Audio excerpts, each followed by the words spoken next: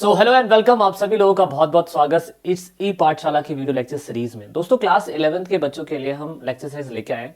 ये video lecture series का 5वां पार्ट है। आई होप आपने वीडियो लेक्चर सीरीज के चारों पार्ट देखे होंगे। अधिक जानकारी के लिए आपको कोई भी नोट चाहिए तो मैं चाहूंगा कि आप हमारे वीडियो के डिस्क्रिप्शन में प्लेलिस्ट है, आप जाइए डाउनलोड करिए। पूरा का पूरा प्लेलिस्ट हमने अपलोड कर रहा है आपके लिए। और नोट चाहिए तो हमारे साथ हमारे इंस्टाग्राम अकाउंट और साथ में हमारे गूगल प्ले स्टोर ऐप ई पाठशाला के साथ जुड़ सकते हैं, जिसका लिंक हमने वीडियो के डिस्क्रिप्शन में दिया हुआ है। तो अब बात करने जा रहे हैं हम लोग किसके बारे में। अब हम बात करने जा रहे हैं चाइना के बारे में। पिछली क्लास में हमने जापान से रिलेटेड सारी बातें पढ़ ली थी और अब हम एक एक करके चाइना के बारे में भी डिस्कस करेंगे। तो दोस्तों चाइना के बारे में अगर हम देखने की कोशिश करें तो हमारी कहानी कुछ यहाँ से शुरू होती है। एग्जाम्पल के लिए ये चाइना की ज्योग्राफी, जैसे हमने जापान की ज्योग्राफी पढ़ने की कोशिश करी थी वैसे ही हम चाइना की ज्योग्राफी पढ़ने की कोशिश करेंगे।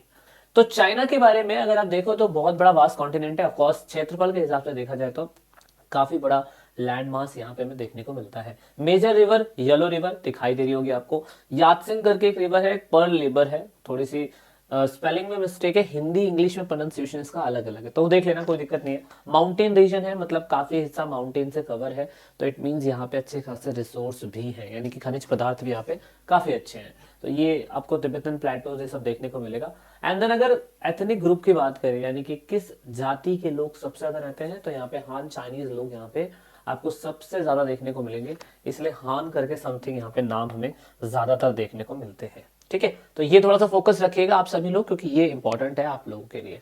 एंड देन उसके बाद अगर हम बात करें फूड की, तो ये फूड के बारे में काफी अच्छा यहाँ पे डिटेल इन्होंने दिया हुआ है। एनसीईआरटी के अंदर कुछ कुछ चीजें मिस है, लेकिन मैंने कोशिश करी है कि उसको थोड़ा सा आपको समझाने की कोशिश कर सकूं। जैसे कि लैंग्वेज को लेके एक कैंटोनीज करके लैंग्वेज है, ऑफ कोर्स वो माचू, यानी कि जब माचू एम्पायर वहां पे था तो उस टाइम पीरियड पे ये वाली भाषा भी बोली जाती थी। बाद में चाइनीज भाषा जो थी धीरे धीरे करके इवॉल्व होती चली गई। फूड के बारे में पेस्ट्री वहां बड़ी फेमस है। डम्पलिंग, डिमचिम, राइस। राइस जापान का कल्चर है, तो जापान में फिश और राइस है, लेकिन यहाँ पे डम्पलिंग और डिमसिम काफी फेमस डिश मानी जाती है। तो जिसको नहीं पता है डिमसिम के बारे में तो उसको मोमोज कहते हैं, है ना। हमारे यहाँ पे तो मोमोज कहा जाता है, बाहर की कंट्री में से डिमसिम कहा जाता है। तो थोड़ा सा आप इस पे फोकस कर लीजिएगा। अब पूरा का पूरा जो चाइना था ना, वो तीन बहुत बड़े मुद्दे से, यानी कि तीन बहुत बड़े टॉपिक से जूझ रहा था। पहला क्वेश्चन ये था कि सोवरेनिटी के ऊपर फोकस करना। सोवरेनिटी का मतलब किस तरीके से वो अपनी संप्रभुता, यानी कि ऐसा कोई एक्शन ले सके कि देश में फैसले लेने के लिए उन्हें किसी दूसरे पे डिपेंड ना रहना पड़े। ये चाइना में काफी लंबे समय तक था और नहीं हो पा रहा था। उसके बाद आप कह सकते हो end of humiliation of foreign occupation. China के ऊपर हमेशा दूसरे लोगों ने कब्जा करने की कोशिश करी, जैसे जापान ने भी कब्जा करा था। उसके बाद चाइना के ऊपर रशिया ने भी कुछ कुछ हिस्सों पे कब्जा करने की कोशिश करी थी। अंग्रेजी सरकार तो वैसे भी बैठी हुई थी व्यापार बिजनेस करने के लिए। और दूसरा था कि पूरे के पूरे चाइना के अंदर किस तरीके से डेवलपमेंट और इक्वालिटी को ला सके। ये बहुत बड़े क्वेश्चंस इनके सामने थे, लेकिन ये इस चैप्टर के अंदर हम यही देखेंगे किस तरीके से इन्होंने इन चीजों को ठीक करने की कोशिश करी। अब जापान जैसे ही राजतंत्र में था, देखो जापान जापान राजतंत्र में था, तो ऑफकोर्स चाइना भी राजतंत्र में ही होगा, राजा का तंत्र वहां पे जरूर होगा। तो जब राजा का तंत्र खत्म हो रहा था, राजतंत्र खत्म हो रहा था, तो लोगों को, चाइनीज लोगों को ये समझ में नहीं आ रहा था कि हमें अपने आप को किस तरीके से डेवलप करने की जरूरत है। तो उन्होंने क्या किया, उन्होंने सिंपल सी बात, यहाँ पे एक व्यक्ति है बहुत बड़े, यहाँ पे क्या कहते हैं, थिंकर, फिलोसफर आप बोल सकते हो। उन्होंने कहा पश्चिमी चुनौतियों का सामना करने के लिए नए और अलग तरीके के से पारंपरिक विचारों का उपयोग करें। दैट मीन्स दैट उन्होंने कहा कि भैया अगर आपको डेवलप होना है तो डेवलपमेंट होने के लिए आप सभी लोगों को नए तरीके से अपने ट्रेडिशन को इवॉल्व करने की जरूरत है। आप किसी की कॉपी मत करो। कहने का मतलब सिंपल शब्दों में ये है। दूसरे सन्यात सेन आते हैं। सन्यात कहते हैं कि भैया हमें अपने आप को, सन्यात सेन कहते हैं कि अपने आइडिया से ही इंस्पायर करना चाहिए। और यहाँ पे लिखा है, ये रिपब्लिकन रेवोल्यूशनरी थे Sun Yat Sen. Ideas from the Japan and west. उन्होंने कहा कि हमें जापान से और ऑफ कोर्स क्या कहते हैं, जापान से और दूसरा बात वेस्ट कंट्रीज से हमें आइडिया लेने की जरूरत है, उनके विचारों को हमें लेने की जरूरत है। फिर एक तीसरे लेवल पे आती है सरकार CCP, communist party of China. वो पूरी तरीके से कहते हैं कि age of inequality and expel of the foreigners, यानी कि विदेशियों को निष्कासित करो और असमानताओं को समाप्त करो। मतलब पूरा का पूरा जो चाइना था वो तीन विचारधाराओं में बटा था। पहला कहा कि भैया अपना ही कल्चर इवॉल्व करो, जब राजा का टाइम पीरियड होता था। सन्यात सेन का टाइम पीरियड आया 1911 के बाद, और उसके बाद उन्होंने कहा कि भैया हमें जापान से और वेस्ट से सीखने की जरूरत है। और तीसरे आते हैं हमारे माओ जेडोंग के फाउंडर, सीसीपी पार्टी के फाउंडर माओ जेडोंग। उन्होंने कहा कि भैया अगर चाइना को डेवलपमेंट करने की जरूरत है तो चाइना को पूरी तरीके से फॉरेन जो अटैक्स हो रहे हैं चाइना के ऊपर, एक तो उन्हें खत्म करने की जरूरत है और समाज में बराबरी लाएंगे जब भी तो कुछ होगा ना। तो इसीलिए एक एक करके अब सारी बातें समझने की कोशिश करते हैं। तो सबसे पहले ब्रिटिशर्स मतलब चाइनीज जो लोग थे 16 और 17 सेंचुरी में बाहर की कंट्री से टच में आए थे। जैसे पहली बात, क्रिश्चियन मिशनरीज, जेविस्ट लोग जो क्रिश्चियनिटी को फैलाते हैं चाइना पहुंचे थे लेकिन ज्यादा कामयाब हो नहीं पाए। दूसरा, ब्रिटेन जो था वो अपना अफीम का व्यापार करने के लिए इनके पास पहुंचा था। तो तरीका क्या था दोस्तों, तरीका ये था कि हमारी कंट्री के अंदर उस टाइम पीरियड पे इनकी कंट्री में चाय बहुत अच्छी मिलती थी, चाय, चीनी मिट्टी के बर्तन ही बहुत अच्छे मिलते थे। और जब हमें इनसे खरीदना पड़ता था तो उसके बदले में हमें अपनी कंट्री का ही पैसा देना पड़ता था इन लोगों को। तो इससे क्या होता था कि हमारी इंडिया की कंट्री के अंदर जो पैसा था ना वो कहीं ना कहीं बहुत कम होता जा रहा था। तो ब्रिटिशर्स ने बहुत दिमाग लगाया।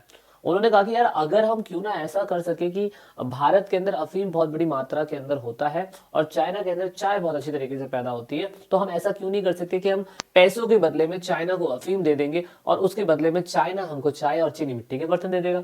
तो इस तरीके से हमारा पैसा भी बच जाएगा और उसके बाद अफीम भारत में वैसे भी बहुत बड़े लेवल पे, बहुत बड़े स्तर पे उगाई भी जाती है और वो सारा का सारा अफीम भी हमारा बिक जाएगा। तो ये आइडिया जो था ना उस टाइम पीरियड पे ओपियम वॉर में कन्वर्ट हुआ था। इसके बारे में अधिक जानकारी के लिए आप जाइए एनसीईआरटी के कुछ ऐसे पैराग्राफ को पढ़ने की कोशिश करिए। हिंदी में है, इंग्लिश मीडियम वाले बच्चों के लिए इंग्लिश मीडियम में भी मिल जाएगा। यहां से आपको थोड़ा सा इंपॉर्टेंट जानना है। क्या जानना है? एब्सोल्यूट मोनार्की सिस्टम 1636 से लेकर 1911 के बीच में था। एब्सोल्यूट मोनार्की का मतलब होता है कि ऐसा तंत्र जिसमें सिर्फ राजा की चलती हो। उसके बाद कॉन्स्टिट्यूशनल मोनार्की का क्या मतलब होता है? ऐसा तंत्र जिसमें राजा तो आ गया था लेकिन संविधान को मान रहा था। तो 1911 से संविधान को मानने वाली प्रक्रिया चाइना के अंदर चालू हो चुकी थी। और ये दौर कौन सा था? ये दौर था सदियात सेन व्यक्ति का। तो याद रखना, एब्सोल्यूट मोनार्की के टाइम पीरियड पे चाइना के अंदर बहुत सारी डायनेस्टियां राज कर रही होंगी। अब एक डायनेस्टी का नाम मैं चिंग डायनेस्टी बना सकता हूँ, क्विंग डायनेस्टी बना सकता हूँ, मंचू डायनेस्टी बना सकता हूँ। ऐसी बहुत डायनेस्टियां 1636 से लेकर 1911 के बीच में 300 साल का टाइम पीरियड है। तो सोचिए अब कितने सारे लोग यहाँ पे आए होंगे जिन्होंने राज किया होगा।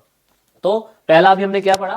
पहला अभी हमने पढ़ा कि जब राजा का टाइम पीरियड था 1911 से पहले, तो उन्होंने खुद कहा था कि मॉडर्न एडमिनिस्ट्रेटिव सिस्टम लाना चाहिए, आर्मी एजुकेशन सिस्टम को ठीक करना चाहिए, लोकल असेंबली जैसे पार्लियामेंट है वो बनाना चाहिए, कॉन्स्टिट्यूशन लाना चाहिए। याद करो जापान के अंदर मेजी गवर्नमेंट ने रिफॉर्म्स करे थे, वही रिफॉर्म्स ये लोग यहाँ पे लेके आ रहे हैं।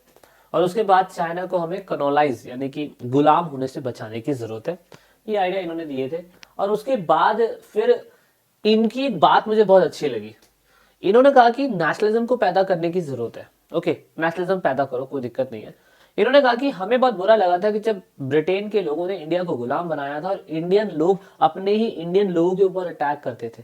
तो ऐसे इंडियन जहां पे सिंपैथी नहीं है तो ये तो अपने लोगों के प्रति प्यार ही नहीं करते। तो ऐसे में इन्होंने बहुत अच्छी बात बोली। क्या बोली? इन्होंने कहा जब चाइनीज लोग ब्रिटेन के लोगों से युद्ध करते थे तो उस टाइम पीरियड पे इंडियन सोल्जर्स हमारे चाइना के अंदर आते थे और युद्ध करके जाते थे, युद्ध कर लेते थे। लेकिन हम ना अपने अपने लोगों को, अपने बच्चों को, अपनी आने वाली पीढ़ी को, अपनी आने वाली जड़ को हम ऐसा नहीं करेंगे।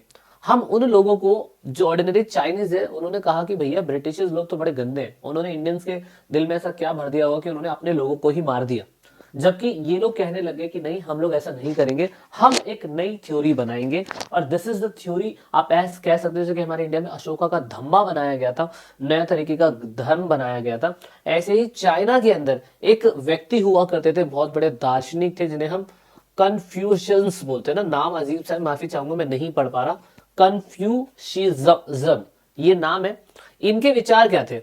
इनके विचार थे कि सभी स्टूडेंट्स या सभी विद्यार्थी जो है चाइना के अंदर वो खुद से ही सेल्फ डिसिप्लिन होने चाहिए, है ना। उनका दिनचर्या बेहतर होना चाहिए, परिवार के बीच में बॉन्डिंग होनी चाहिए, धर्म, दर्शन, सदाचार ये होना चाहिए, शिष्टाचार, नियम, सारी जो गंदी चीजें हैं, बुराइयां हैं, उनसे दूर रहने की जरूरत है ना। तो ये चीजें ना, लोगों के प्रति काइंड रहना, ये कहां पे, कौन से धर्म में कहलाता है? ये कन्फ्यूशियस एक तरीके का सिद्धांत है या प्रिंसिपल है जो पूरे चाइना में उस टाइम पे फैला था, जिस टाइम पीरियड पे राजा का शासन चल रहा था। और उस टाइम पीरियड से चाइनीज लोगों के अंदर ये भावना है। आज भी अगर आप देखो तो उनके सेंटिमेंट काफी ज्यादा है।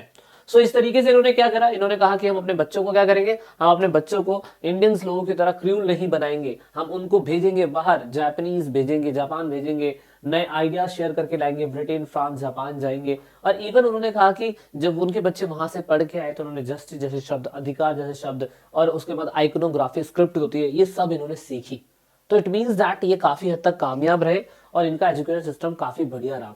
उसके बाद रशिया के साथ जब इनका एजुकेशन सिस्टम काफी अच्छा होने लग गया, तो रशिया के साथ 1905 में युद्ध हुआ था चाइनीज लोगों का, ऑफ कोर्स वो जमीन की टेरिटरी को बढ़ाने से रिलेटेड।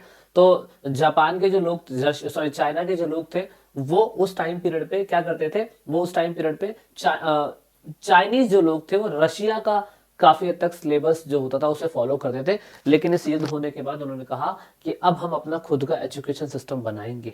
तो ये बहुत अच्छी बात है, ये एक अच्छी इंप्रूवमेंट चाइना के अंदर रही। तो यूपीएससी का एग्जाम आप देख सकते हो, अभी मनोज तिवारी वहां पे होंगे, कोई मनोज तिवारी जो हमारे इंडिया के अंदर अभी फेमस चल रहा है, तो उस टाइम पे मनोज तिवारी यहाँ पे भी चाइना में कोई होंगे जिन्होंने एग्जाम दिया यूपीएससी का। तो यूपीएससी का एग्जाम कुछ इस प्रकार वहां पे होता है। So this is the 5th part. I hope आपने ये पाठशाला का ऐप जरूर डाउनलोड करा होगा, नोट्स के लिए आप वहां पे विजिट कर सकते हैं। अधिक जानकारी के लिए मिलेंगे नेक्स्ट पार्ट में। सो जय हिंद, जय भारत, वंदे मातरम।